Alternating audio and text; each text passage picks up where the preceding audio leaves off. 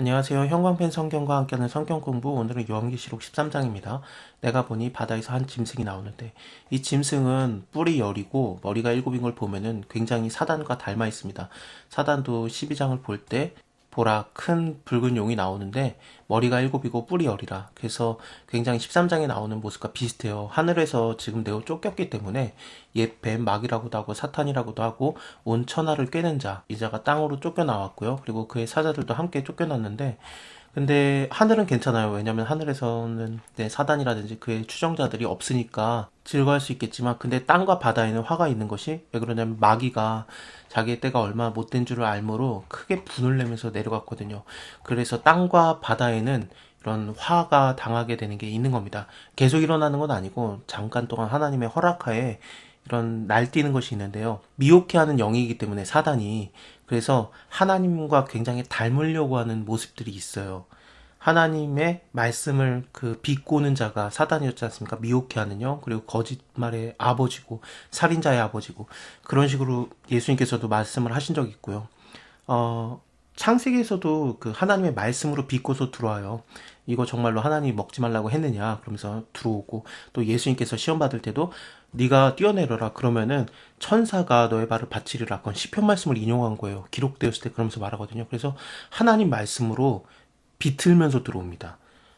예수님 십자가 졌을 때도 네가 너 스스로를 구원해봐라. 하나님이 널 기뻐하니 너를 구원하실걸? 그것도 시편 말씀이 인용된 거예요. 그러니까 사단이 뭐 언제나 그렇습니다. 네가 하나님의 아들이거든 이렇게 해봐라 그러면서 하나님 말씀을 비틀어가지고 그걸 꽈가지고 들어오는데 이런 모습이 13장에서도 나오는 겁니다.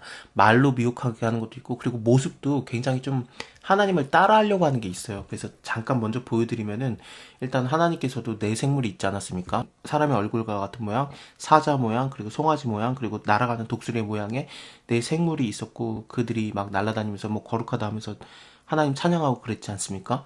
근데 얘도 그런 짐승들을 내는 거예요. 그 짐승은 표범과 비슷하고 발은 곰발바닥 같고 뭐 입은 사자의 입과 같다.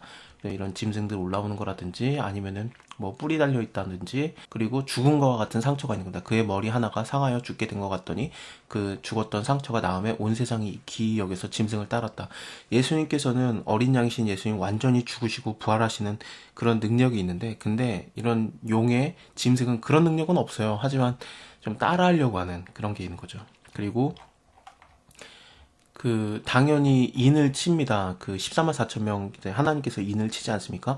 물론 14만 4천 명은 정확하게 그 숫자가 아니라 허다한 무리를 말하는 그냥 충분한 수에 대한 그런 상징적인 단어였거든요. 근데 이 용은 어떠냐면은 그 머리에다가 표를 받게 하는 거죠. 그래서 자기를 따르는 자들에게 뭐 오른손이나 이마에 표를 받게 하고 누구든지 이 표를 받은 자 외에는 매매를 못하게 하는 그 짐승의 이름이나 그 수를 넣는 거예요. 그래서 예수님이 마치 인을 쳤듯이 14장에서도 바로 14만 4천 명이 나오거든요. 이마에 어린 양의 이름과 그 아버지의 이름을 쓴 것이 있도다 그러면서 하나님께서도 자기의 백성들에게 인을 치시는데 근데 사단도 자기의 그 추종자들에게 머리에다 이마에 표를 받게 하는 오른손에 표를 받게 하는 그런 모습을 따라합니다. 또 재밌는 게 있어요. 저가 권세를 받아서 그 짐승의 우상에게 생기를 주어서 짐승의 우상으로 말하게 하는 그런 일도 하게 합니다. 또 하늘에서 그 이적도 내리는 거거든요. 큰 이적을 행하되 심지어 사람들 앞에서 불을 하늘로부터 땅에 내려오게 하고 짐승 앞에서 받은 바 이적을 행함으로 땅에 거하는 자들이 미혹당하였다.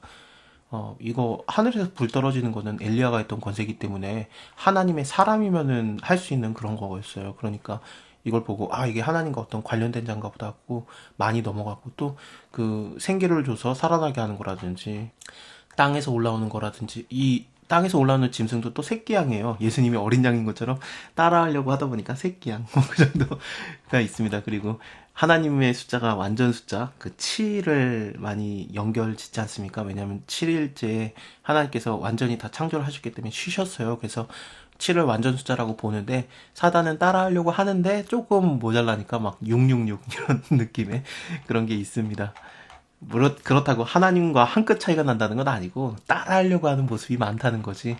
뭐 능력 자체는 말도 안 되게 차이가 나죠. 왜냐면 하나님은 천지를 창조하신 하나님이고 뭐 만왕의 왕이시고 만주의 주이시고요. 그리고 사단은 미가엘한테도 졌었잖아요. 여기 12장에서 그 미가엘과 그의 사자들이 용으로 더불어 싸우는데 용과 그의 사자들이 싸우지만 이기지 못하지 않습니까? 그래서 사실 하나님이 나서지 않고 미가엘이 이미 다 끝내버렸던 그런 존재예요. 근데 물론 완전한 승리는 예수님께서 그 어린 양의 피로써 하십니다. 하여튼 뭐 사단이 그렇게 강한 존재는 아닌데 따라하려고 하는 모습이 있고 그러니까 미혹을 하는 거예요. 자, 내가 보니 바다에서 한 짐승이 나오는데 뿔이 여리고 머리가 일곱이라 사단과 굉장히 닮았습니다. 그 뿔은 열 멸관이 있고 그 머리에는 참남한 이름들이 있도다. 그 뿔이라든지 머리라든지 이런 게 무슨 뜻이냐? 이건 다니엘서를 보면은 좀 자세히 설명이 되는데요. 그 열 뿔은 이 나라에서 일어날 열왕이요. 그 후에 하나가 일어나리라. 그러면서 이 왕들에 대한 얘기를 하고 있는 겁니다. 머리는 그 요한계시록 17장을 보면은 일곱 머리는 여자가 앉아 일곱 산이요. 또 일곱 왕이다. 그러면서 좀 지도자급들을 말하는 것 같아요. 그래서 사단에게 권세를 받은 어떤 좀 독재자라든지 지도자 아니면은 적그리스도 혹은 거짓 선지자 같은 자들이 일어난다 그런 얘기를 하고 있는 겁니다. 짐승의 모습이 표본과 비슷하고 발은 곰의 발과 같고 그 입은 사자 입과 같은데 이건 다니엘서에 나오는 모습 그대로입니다. 용이 자기의 능력과 보좌와 큰 권세를 그에게 주었다. 그 머리에 하나가 상하여 죽게 된 것 같더니 그 죽게 되었던 상처가 나음에 온 세상이 이상하게 여기고 짐승을 따릅니다. 용이 짐승에게 권세를 주므로 용에게 경배하며 짐승에게 경배하여 가로되 누가 이 짐승과 같으뇨 누가 능히 이로 더불어 싸우겠느냐 하더라. 또 짐승이 큰 말과 참남한 말을 하는 입을 받고 42달이랄 권세를 받습니다. 42달이라는 거 우리가 여러 번 봤었죠. 한때, 두때, 반때를 말하는 거기도 하고 아니면 1260일로 여러 번 나왔었는데 그 시간과 동일한 기간입니다. 짐승이 입을 벌려서 하나님을 향하여 회방하여 그 이름과 그 장막 곧 하늘에 거하는 자들을 회방하더라. 또 권세를 받아서 성도들과 싸워 이기게 되고 각 족속과 백성과 바온과 나라를 다스리는 권세를 받으니 죽임을 당한 어린 양의 생명책에 창세 이후로 농명되지 못하고 이 땅에 사는 자들은 다 짐승에 경배하리라. 누구든지 귀 있는 자는 들을지어다. 사로잡는 자는 사로잡힐 것이고 칼로 죽이는 자는 자기도 마땅히 칼에 죽으리니 성도의 인내와 믿음이 여기 있느니라. 내가 보니 또 다른 짐승이 땅에서 올라오니 새끼양과 같아요. 이거는 예수 그리스도 어린 양을 좀 많이 흉내내려고 하는 그런 모습이 있어요. 하지만 말은 어떠냐면 용의 말을 하고 있거든요. 그러니까 사단의 권세를 받은 그런 자이죠. 저가 먼저 나온 짐승의 모든 권세를 그 앞에서 행하고 땅과 땅에 거하는 자들로 처음 짐승에게 경배하게 하니 곧 죽게 되었던 상처가 나은 자라. 큰 이적을 행하되 심지어 사람들 앞에서 불을 하늘에부터 땅에 내려오게 하고 짐승 앞에서 받은 바 이적을 행함으로 땅에 거하는 자들을 미혹하여 땅에 거하는 자들에게 이르기를 칼에 상하였다가 살아난 짐승을 위해서 우상을 만들라.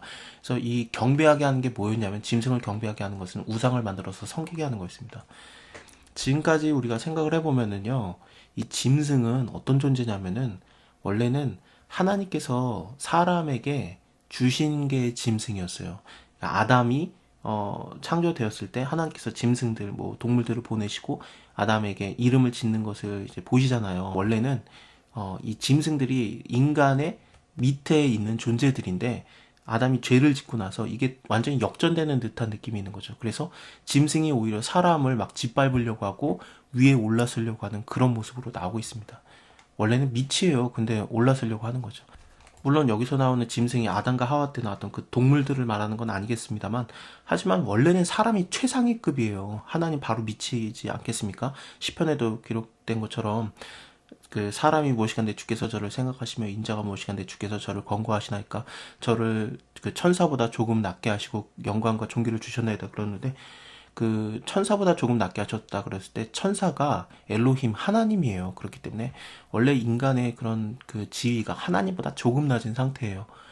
근데 짐승 따위가 이렇게 뭐 사람을 막 죽이려고 하는 모습으로 드러난다는 게 세상이 이렇게 어그러진 겁니다. 죄 때문에 그래요. 물론 예수님께서 이거 다 해결하십니다. 저가 권세를 받아서 짐승의 우상에게 생기를 주어서 그 짐승의 우상으로 말하게 하고 또 짐승의 우상에게 경배하지 아니하는 자는 몇이든지 다 죽이게 하더라. 저가 모든 자, 곧 작은 자나 큰 자나 부자나 궁핍한 자나 자유자나 종으로 그 오른손에나 이마에 표를 받게 하고 누구든지 이 표를 가진 자 외에 매매를 못하게 하니 이 표는 곧 짐승의 이름이나 그 이름의 수다. 지혜가 여기 있으니 총명이 있는 자는 그 짐승의 수를 세어봐라. 그 수는 사람의 수니 666이니라. 자, 이 666이 뭔지 여러 가지 얘기가 있어요. 일단은 여기에 매매를 못하게 한다라는 것 때문에 뭐 바코드냐 아니면 베리칩이냐 그래서 그것을 사람의 몸에 이식을 해서 그것이 없으면은 매매를 못하게 하는 거, 물건을 못 사게 하는 거, 그런 거냐? 아니면 여기가 사람의 수라고 했으니까 그 히브리어라든지 헬라어를 전부 다 그 알파벳들이 숫자로 쓰여졌었거든요. 그래서 그것을 좀 따져보면은 666을 만들어 보면은 네로 황제라는 것이 나올 수도 있어요. 그래서 이게 황제냐, 어떤 그 권세를 받은 지도자일 가능성이 있었으니까, 그래서 네로 황제냐 아니면 다른 황제냐, 정말 수많은 얘기가 있어요. 뭐 지도자급들에 대해서는 다 이름들이 거론되고, 히틀러뿐만 아니라 진짜 요즘 세상에 지금 살고 있는 사람들에게도 그 이름을 풀어서 666을 만들기도 해요. 그래서 이거를 누군지는 정확히 알 수 없습니다. 저는 이렇게 봅니다. 저는 지혜가 없고 총명이 없는 자라서 이 짐승의 수, 그 사람의 수, 도대체 666이 누군지 모르겠는데, 제가 아는 거는 예수님밖에 없어요. 그래서 예수님의 인을 맞는 자, 그 이름을 믿는 자들은 어린 양의 이름과 아버지의 이름을 쓴 것이 그 이마에 있는 자들이 된다면은, 예수 따라가면은, 그러면은 이런 거 전혀 필요 없거든요. 왜냐면 어린 양의 이름과 짐승의 그 표를 같이 받을 수가 없어요. 이게 도대체 무슨 뜻인지 몰라도 두려워하지 마시고 그냥 하나님 편에 서 있으면 괜찮아요. 자, 오늘은 여기까지 보고요. 다음에 14장 이어서 보면서 어린 양의 인을 맞은 자들, 그 자들에 대한 얘기가 나오는데요. 그거 이어서 볼게요. 감사합니다. 다음에 뵙겠습니다.